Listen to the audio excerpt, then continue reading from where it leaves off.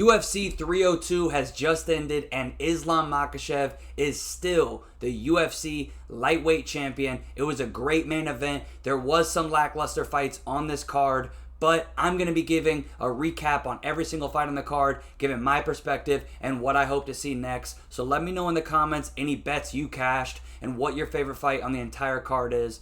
And do you want to see Islam move up to 170? Or do you want to see him fight at least another fight at 155, maybe an Arman rematch? Let me know in the comments below. But let's start at the bottom and recap this entire fight card. Started a little slow. This first fight was Andre Lima versus Mitch Raposo. This is where the judges first made their first mistake of the night. One of the judges scored this for Mitch Raposo. I just got to outright say that to start off. I don't understand how. Andre Lima did come into this fight 4 pounds overweight. And his UFC debut, he grabbed the cage 50 times. This dude is developing a bit of a reputation for some fouls. He did get bit, which I think took some of the attention off the fouls he was doing in the first fight. If you don't remember, Igor, his opponent, bit him. When they stopped the fight for the bite, I thought they were stopping it to take a point because Lima had grabbed the cage at least 4 times. But in this fight, he used his leg kicks. He landed the better shots. How a judge gave Mitch Raposo 29-28, I will not understand. But the funny thing is, it might not have even been one of the top 2 scorecards on this card. So Andre Lima gets it done. He was the rightful winner. I thought he easily won the fight, but apparently a judge disagreed. We move on to the next fight, man. We had Eileen Perez taking on Jocelyn Edwards. Not a very eventful fight. These two had beef going into it. It didn't really materialize into a great fight. Eileen Perez got on top in the first. Edwards hit a nice reversal, but she didn't really do anything with it. She just kind of stayed on top. And then Perez was able to get her back to the ground. She also did land a spinning back fist at one point that dropped Edwards. So, definitely won the fight. But, not a very entertaining fight. These first couple of fights were a little slow. And by the way, sorry, my setup's a little different. I just moved yesterday, so the audio and my green screen's not set up. But, I'm doing the best I can. It'll be set up by next week's video. But next up, we got Basil Hafez taking on Mickey Gall. This is a fight where I thought Hafez would win. I picked him to win. I thought he should be the favorite. But, especially maybe if Gall wasn't coming off the back surgeries, the long layoff, I would have been tempted into an underdog shot. But, overall, Hafez did what he was supposed to do. Landed some shots on the feet. Did slow down. And I do think that gas tank is an issue for him. But, Mickey Gall had some better success towards the end of the fight. But Hafez was he was the rightful winner. It was another kind of slower fight. But, I don't know. Number 64 best MMA fight of the year for 2024. Yeah, I don't know about that. But, first couple fights were a little slow. And this next fight was the first fight that I picked wrong. I did take an underdog shot on Phil Rowe. I only bet him finish only, so decision equals push. So I ended up just getting my money back. But I did take an underdog shot. There wasn't a whole lot of underdogs on this card that I loved. But I did think Phil Rowe had the tools. And he showed he did have the tools to win. It was just some questionable decisions. That third round, it was 1-1.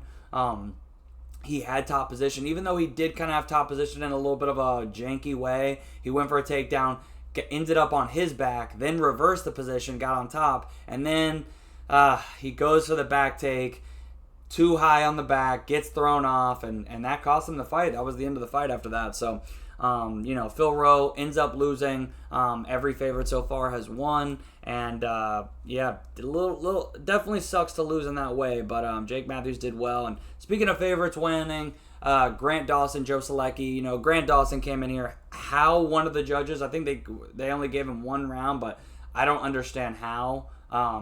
He spent 13 and a half minutes on his back. I think he literally had like a minute and 20 seconds where he wasn't on his back. I saw the control time at the end of the fight, and it was like ridiculous. It was almost 14 minutes. So, Grant Dawson, it was kind of a mirror match, but he's just bigger, stronger, more powerful, better wrestling. So, Selecki went for a couple guillotines that were never close. It was a bad matchup for him. Grant Dawson gets it done.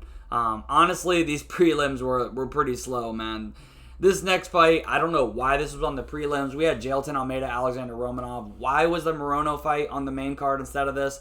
The world will never know. But Jailton Almeida gets him down. Man, Romanov, like, if you took the sub shot at 20-1, I think you got to take shots like that, especially if it's his best win condition. But, overall, this guy is just so inconsistent, man. I honestly think ever since he got that first loss in the UFC and that Tybura loss, the Volkov loss, like, he just doesn't, I don't know, man. He doesn't look the same. He came in like a blob.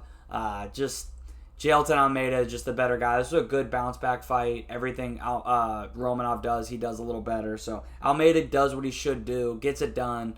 Man, it was a night of the favorites, that's for sure. But next up, we did have our first technical underdog win. Even though he did start as the favorite, Roman Kopylov, Cesar Almeida. I did take a shot on Cesar Almeida. I got him at plus 130. Man, he was landing good shots on the feet, but that takedown defense is crazy because Budka couldn't get him down, but friggin' Roman Kopylov, hey, you know what? I was impressed. He did what he had to do. I think he might have broke his hand, but he was able to go out there and get the takedowns. Almeida the guard work from his back was horrendous. It was so frustrating to watch. Guard work, there was no guard. He was just on his back, laying there, like, is the round over yet so I can have a chance on my feet?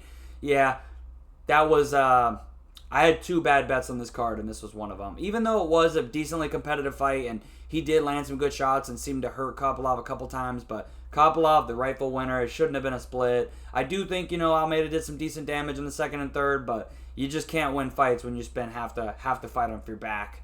So Kopylov gets it done. Horrendous takedown defense. Horrendous game off of his back and get-up game. I was kicking myself for that one, but didn't really see the fight playing out that much on the ground. Is what it is. We move on to the main card. We had my boy Randy Brown versus Elizeu Zaleski dos Santos. It was a good fight, man. Zaleski did some good work, landed a good shot in the first round, ended up getting his back. Or was that the second round? Into the second round? I can't remember. But Randy Brown was the rightful winner. I thought it was pretty, clear cut. But Zaleski did, he had his moments. And, he's dangerous everywhere. I knew that going into it. I liked Randy Brown in this matchup. I bet Randy Brown in this matchup. But I knew Zaleski was live. He's always dangerous. He's a durable dude, too. Tough to finish. Always live to get a finish of his own, and it was a good win by Randy. Honestly, Zaleski is no pushover. You can argue this dude only has really lost in the UFC like once or twice, so coming into this fight. So, the draw, I thought he beat Hanat. I thought he beat Muslim. So, good fights. This guy's good, and I think it was a pretty solid fight. I'm biased. I love Randy, so seeing him win, I'm going to be excited. But it was a solid fight. This next fight, though, man, Nico Price, Alex Morono, the rematch. Probably one of my worst bets in a while, honestly. Got to take it on the chin. You guys know I'll admit to my mistakes. I've never been one that was high on Morono. I've never bet him at chalk like that. I think I either bet Court McGee or I had like Court McGee decision. Either one of the two. I've never been a big Morono guy. I just really have not liked what I've been seeing out of Nico Price. I got Morono when he was like minus 220, 222 I think it was. Parlayed in with the over in that Grant Dawson fight, which did cash. So unfortunately, the parlay broke because of Morono. But you know what? I have no one to blame on that for myself. I feel like I forced that. There wasn't a whole lot of, I really wanted something to parlay with that over because I knew that Dawson fight was going to decision, and there wasn't a whole lot of guys. What am I going to trust Hafez at 3-1? I felt like Morono was a little bit more trustworthy than Hafez and a couple other of these guys, big favorites, but. At the end of the day, it was a bad matchup. It was a low-level fight, man. I'm sorry. Respect to these two dudes, two savages, and they'd both beat the hell out of me, but there was no reason that fight should have been on the main card, man. Nico Price gets it done. I'm glad he got a win. I honestly like both these guys. They're two likable guys, but it was a sloppy fight, bro. The Buffalo Wild Wings I was out watching was, there was some jokes being cracked, but, next up, we had Kevin Holland versus Mikhail Olazechuk. Olazechuk rocks him in the first round. The funny thing was, somebody was like, oh, he's going to knock Holland out. He's going to knock Holland out. Like, one of my buddies I was watching the fights with. And I was in the middle of saying, oh, Holland's actually super durable. He's never been knocked out. He's actually never even been knocked down. And on the word down, that right hand clipped him and he went down. So, sorry, Holland. I jinxed you. Dude, he is tough, man. He's got a chin. And Holland, man, like, Dana, you hear him talk about him. This is like gotta be like Dana's favorite fighter because he just makes his job so much easier. He'll fight anybody, any short notice, any weight. Holland really is like a anywhere, anytime savage. The fight IQ, he's just not somebody you want to bet at chalk. I almost bet him inside the distance, like we talked about on my videos, but just not a guy you really want to bet at chalk or even money on a prop.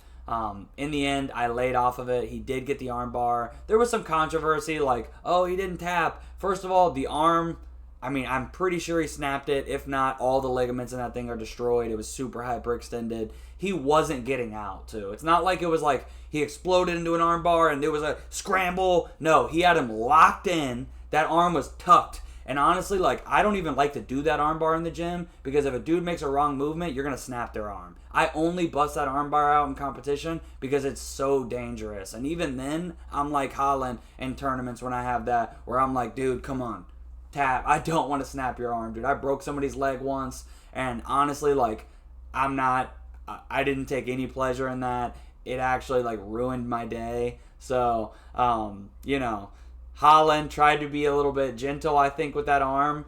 I mean, he cranked it a couple times, but you could tell. I don't think he was just trying to get a stoppage. I think he genuinely did not want to snap his arm. But Olazechuk, he did make a movement like this to the arm. He could have been trying to grab it like you would do defending it, but when you have an open palm and your hand's tucked in an armpit getting broke, the ref's got to be quick, man, because you were 1 second late and you're going to cost this dude a permanent injury that could ruin his career. So I wasn't mad at the stoppage. The fight was over. I'm sorry, but I get it. If you want these guys to have their arms snapped, show their toughness, whatever.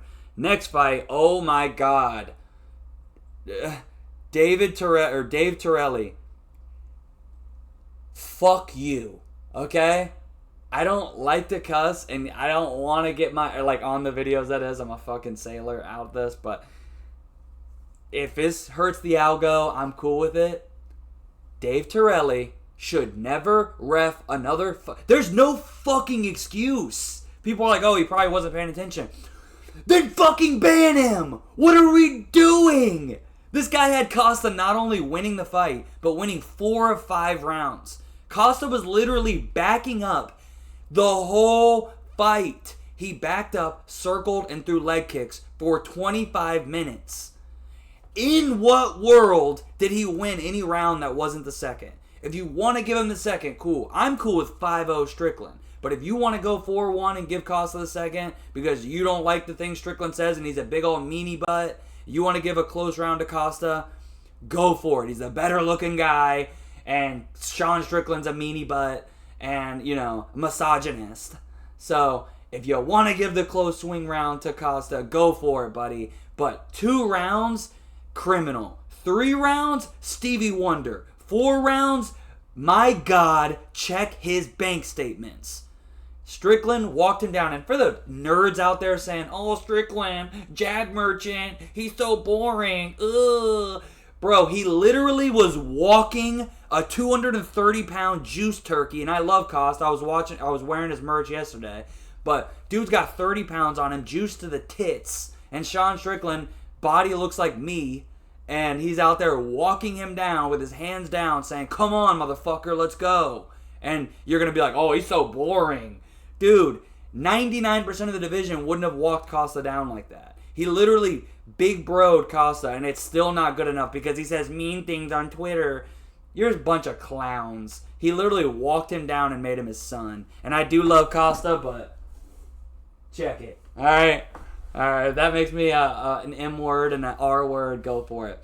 Strickland, he easily won this fight 4-1 or 5-0.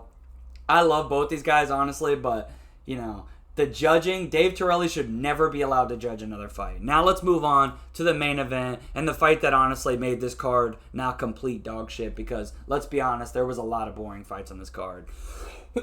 Main event, man, we had Islam Makhachev, Dustin Poirier.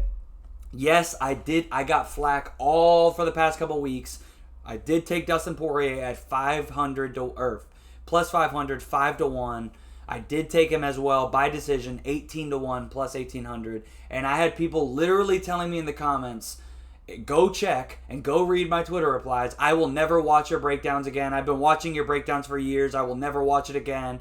To take Dustin Poirier yeah, it's such a, terrible take, and Yi doesn't have a chance in hell. And don't get me wrong, Islam won. He proved he's pound for pound number one. I never, I said my pick was Islam. He's Islam by sub. But idiots don't understand how betting works. Oh, I told you the 7-1 favorite was going to win. Hey, bud, I picked him too. I picked him to win by sub in the third. He subbed him in the fifth. You got me, bud. Okay, but when you get a 5-1 underdog who isn't going to lay down, he's showing up confident to be the champ. And yes, I hate hearing the R word, the retirement word before a fight. But if there's one guy who I knew was not going to go in there and lay down, it was Dustin. If anything, it was going to make him take a stand and be like, yo, this all or nothing. Like, I'm willing to die out here. So it was a rare time where I bet a guy who mentioned retirement. And again, I think he should have been plus 250, plus 300. But plus 500 is ridiculous. He went in there. He showed he belonged in there. He gave Islam a fight. I mean, honestly, like, he beat up Islam more than even Alex. I mean, right there, it was right there. I mean, he split his head open, bleeding everywhere. He landed good shots to the body. He definitely won the fourth. He could have won the second. If you give Islam the second, I'm cool with that. It could have been 3-1. I don't think you can be mad at 2-2 because the second was close. Islam did have his back for a while. I'm a back hunter, so I love the back. I'm a jiu-jitsu guy and a specific back hunter, so don't get me wrong. But damage-wise, you could argue Dustin won the second. But again, I said during the fight, I'd probably give him Islam the second. I got a 3-1 going into the fifth. It could be 2-2, though. Again, that's why I took the 18-1 decision, because I knew if it's a close swing round, they're probably going to give it to one of the biggest fan favorites of all time. Not the, huge favorite Russian that nobody really relates to. Even though, seriously, this fight, I think a lot of people got to get off the hate train for Islam. I've never been a hater. You got to be realistic, and you got to play numbers. You play numbers, not fighters. Me betting Dustin doesn't mean I hate Islam and I think he's going to lose and he sucks. No, I think he's pound for pound number one. And Dana is flat out wrong. John Jones has fought one time in 4 years. He's not pound for pound number one. If you want to say he's the GOAT and you want to count cheaters, go for it. But if we're talking pound for pound best fighter in the sport right now today, it's Islam Makhachev. And also, man, he earned a lot of my respect because not only did he prove he's pound for pound number one, but he proved he's got the heart and will of a champion. There was times where, this fight got gritty, it got tough, just like the Alex fight. And he had moments, his opponents had moments against him, but he didn't quit. He showed his heart. Even his team, you saw their reaction after the fight, man. They knew he was going through it. That was a tough fight. But he overcame, and he showed why he is pound for pound number one. And to not only not give him that, but to make such a stance like that against Dana. I loved him coming out against David Torelli, but to really make a point to say Islam, no, there's no way he's pound for pound number one. I'm sure he's got a vendetta against Islam because Islam might not be the easiest guy to work with. He doesn't fight super active, super often. And even though John doesn't either, so you would think it'd be the same. I don't know. Dana's got something where he thinks he says a lot of nice things to John. John will come back and easier. And he tries to win John over. He's kind of always done it. But Islam pound for pound number one. Dustin, I hope it's not his last fight, man. But if it is, nothing but respect to an absolute legend. We were literally in the Buffalo Wild Wings. Bro, all day I was in that Buffalo Wild Wings. Shine bright like a diamond. During the fight, literally, everybody was just going crazy. And me and the people we were sitting with were like, during the fourth round, we're just, shine bright like a diamond. Dustin Poirier, man, how can you not like the guy? And only trolls don't like the guy, bro. But at the end of the day, I like Islam too. He earned a ton of my respect. Not that he cares about that. They made this card good. Or, the card was lackluster, but this main event made it all worth it. Respect to both these guys. Two absolute savages. I hope Islam fights Arman in a rematch. I'm sorry, though. I'll be rooting for him against Leon, most likely. But I don't think that's a good matchup for him. But I hope he gets another defense or two before he moves up. That being said, man, I appreciate you guys watching. I hope you enjoyed the fights. Let me know if you cashed some bets. Let me know what your favorite fight is, what you want to see next for Islam. Like the video, click subscribe. I appreciate you guys, man. Shine bright like a diamond. Peace.